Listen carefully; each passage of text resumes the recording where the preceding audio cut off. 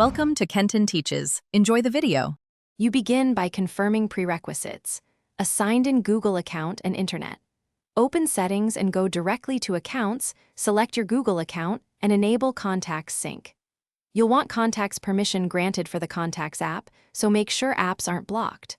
Once done, tap the three dots or Account Sync to force a manual sync.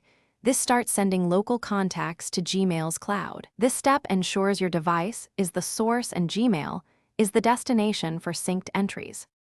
Now handle contacts stored outside Google. Open the Contacts app and identify entries on phone, SIM, or other accounts. Export them if needed and import into your Google account. Use Move or Merge features to transfer contacts into the Google account so the sync captures them.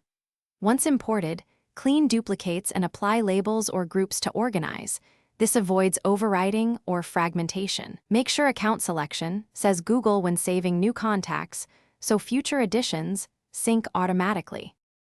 Finish by verifying Open Contacts.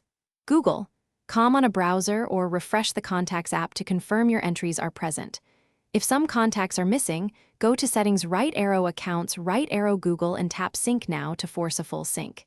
If syncing still fails, clear the Contacts app cache and data, then re-add your Google account. This resets sync tokens and often fixes stuck items. Finally, make one test edit on your phone and watch it update in Gmail to confirm two-way sync is working. Thanks for watching. Please subscribe if this video was helpful.